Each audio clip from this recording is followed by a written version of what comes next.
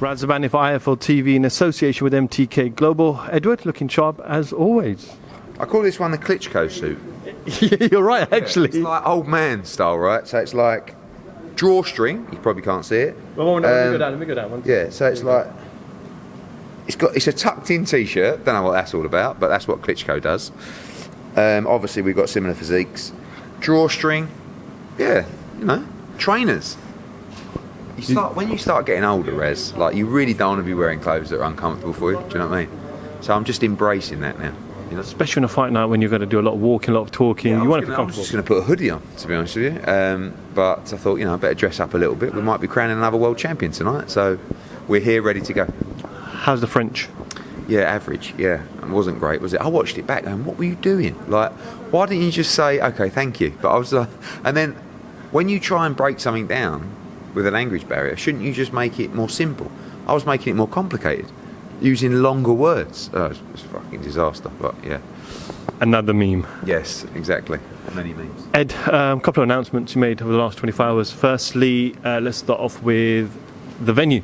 Canelo, Billy Joe, AT&T. What was the rationale going there and not Vegas? I spoke to Frank today, and he said we've actually not held a proper event in Vegas yet. So that's something that we definitely want to do, but the capacity was the main reason why. Yeah, I think when we got the opportunity from Jerry Jones and Dallas Cowboys and AT&T to have 70,000 there, I just started thinking, oh, fuck, Cinco de Mayo, people coming back from the pandemic, the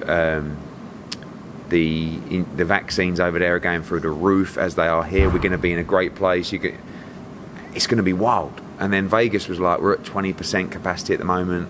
We might get to 50, but it was like we need something concrete. And when I was in Dallas for the Chocolatito fight, I went to the stadium and I was just like, fuck, this is unbelievable.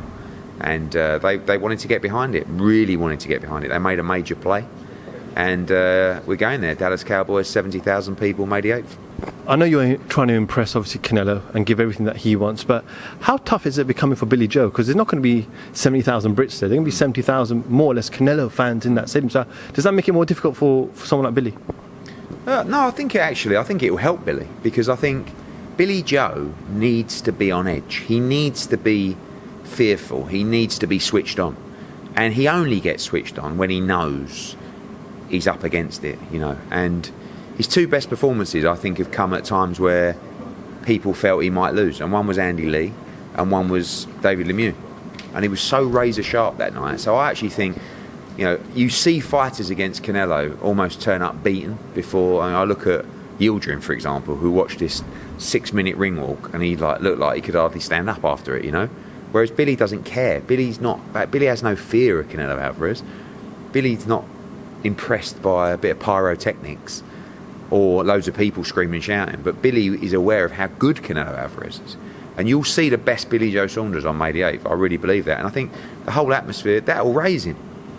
If there was no crowd, I think he might be a little bit more flat, but I think you're going to see a razor performance from him. I think he's, I know sometimes he says things on social media and torn scrotums and all that, but I know him and his team out there are working their nuts off, and they're on the, they're in with a chance of beating the pound for pound number one or shocking the world. So this is it for Billy Joe. For all the ups and the downs, from the good performances, the bad performances, the controversy, this is it. This is your golden chance to go and do what you've always said you could do. How much budget have you set aside for the entertainment and fireworks this time round? We have to try and, find, I don't know who can do a little bit of music for the ring walk, but we've got to take it to another level. But this time we're doing it for both fighters because they're two champions. With Yildirim, it was a couple of, I think, one sparkler going off. So we've got to make sure the whole event is spectacular.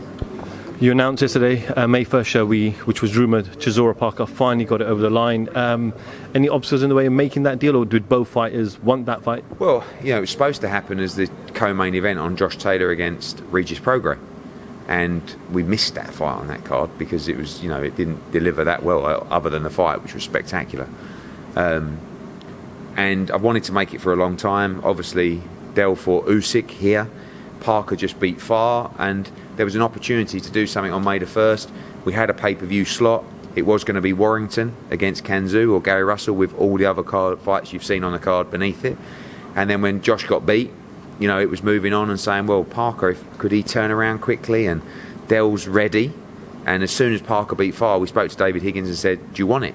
And he said, yeah, obviously split with Kevin Barry. He linked up with Andy Lee, flew straight over to Dublin, and he's been in camp ever since. So really excited about the fight. Cracking card. Still 2 more fights to come on that card as well. And I think it'll be a really good heavyweight fight because it's it for Derek now. You know, he really needs to win that fight.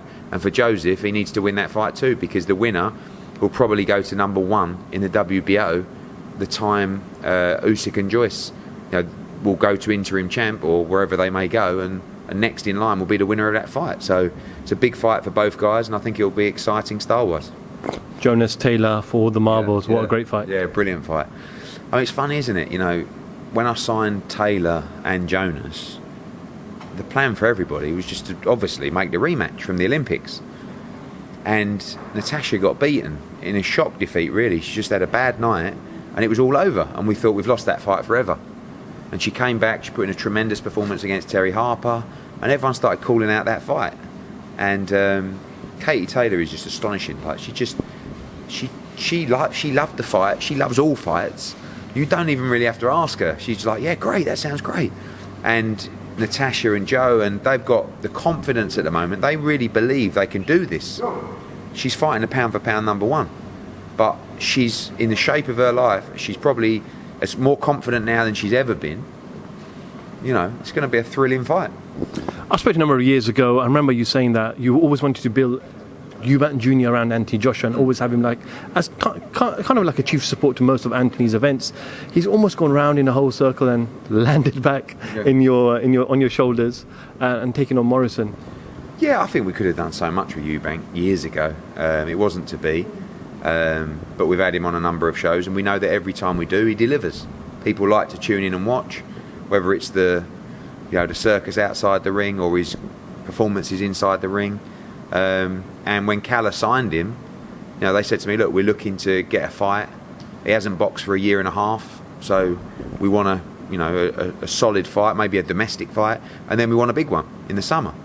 So I said, look, you can go on May the 1st. We looked at Jack Cullen, I looked at Marcus Morrison, and you know, Marcus is coming off a great win in Italy, forced his way in the top 15 after that win, and I think, yeah, why not? I mean, same again, Joe Gallagher, you know, they believe they can beat him. I think it's a very, very difficult fight for Marcus Morrison, but I'd rather give the opportunity to a Brit looking for a big fight than bring in a foreign opponent that you might not have heard of and it might not mean as much to. So this is Brighton against Manchester. We get to bill it that way. And tough night for Marcus Morrison, but he'll give it everything. He's a young, fit boy, and he's got a chance to change his life.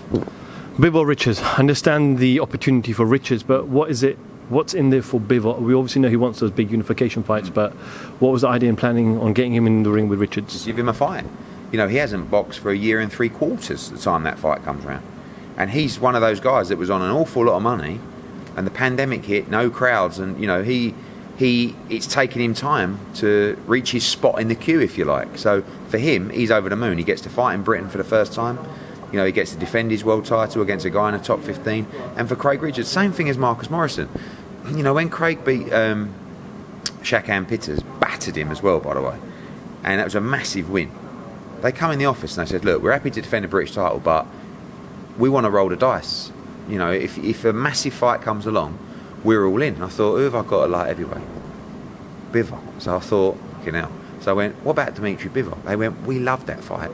We've been watching him. And to be fair, Bivol didn't look great last time out. It was a long time ago on the Usyk card. And he hasn't boxed for a year and 3/4. And it's in your back garden. Literally. So here, are you ever going to get a better opportunity with the current crop to fight for and win a world title? Bivol is an amazing fighter. But if you're ever going to fight him, this is the time to do it, right? In here. So I think it's tremendous from Craig, and he's British champion. Him and Peter have gone. I think we're punching harder than ever. He's been inactive. He didn't look great last time. You can always find an excuse or a reason to talk yourself up in a fight. But they're not idiots. They know how hard this fight is. But for Craig Richards, he's getting a shot at the world title. You know, he's making great money. He's getting a shot at the world title. Roll the dice. Roll the dice. Where's the show likely to land? Possibly here. It is one of Bubble? Yes, it's going to be one of the last. We've got next week in Gibraltar, fans. We've got all these other shows around the world, but back in the UK, we've got Conor Ben April 10 here. No, not here. Sorry, we'll announce the venue for that shortly. No fans. May the 1st, Chisora-Parker, unbelievably no fans. Katie Taylor, Richards Bivol, Eubank, no fans. And then we've got May 15, which will be Boatsi, could be Terry Harper in our unification as well, and no fans as well. And then after that, we hope that's it. So we're just planning fight camp at the moment with fans, which would be tremendous. Yeah, so it's going to be a bit strange to see a card so stacked of that magnitude without any fans. But we need. You say you're planning fight camp? Fight camp, yes. When does that start? End of July. Yeah. Same place? Yes, in the garden. Very nice. Ed, I know you're fed up of answering these AJ Fury questions. Did you see the Frank Warren interview yesterday in his comments? No, I haven't seen it. He's not happy that you came out and told everybody it was signed. No, he did it yesterday. That that you signed, that you spoke about AJ Fury have signed their part. Apparently, you've got an agreement that no one's going to talk about it, but he's forgotten about that anyway. Oh, yeah, However, he has said he's not confident that the fight happens this summer. I spoke to Fury's team, and we confirmed that I would. We didn't announce, by the way. I did an interview with ESPN, Fury's broadcaster, and I told them the contracts have been signed, which they have, by all parties. Didn't announce it, and I cleared it with Fury's team that it would be okay to say so. He obviously didn't get that memo, but I wouldn't have done it without clearing it with them, and I wanted to give people the news. You see, people are so, like Frank Warren, I mean, what is he doing? Oh, I don't think it'll happen. I think, well, what sort of message are you giving out to people? Do you want it to happen in the summer? Because we do. In fact, if it don't happen in the summer, it might not happen at all. And it might not be for the Undisputed Championship. So we've all signed. All we've got to do now is confirm the date and venue. He's just, he's got the ump because he's, whatever. But do you understand from the perspective that fans, people outside of this fight, are looking at yourself, Frank, saying almost different things, and they because he's creating that doubt. Yeah, but because look, I won't go into it, but put it this way: we know what we're doing, and everybody from the same side is on board. They know what's happening. We're all out. There's been multiple conversations this week with multiple territories. We speak on Monday to go through all of those and give everybody an update. And if he wants to wait till later in the year, let him do that. But Fury's team ain't waiting till later in the year. They want it in the summer. We've all signed for the fight to take place in the summer. Now we've got to confirm the date and the venue. 80%? 80% what? In the summer? I mean, for me, that's all we want. So if it don't happen in the summer, you might lose it forever. Because this fight, as undisputed, will only come around in the summer.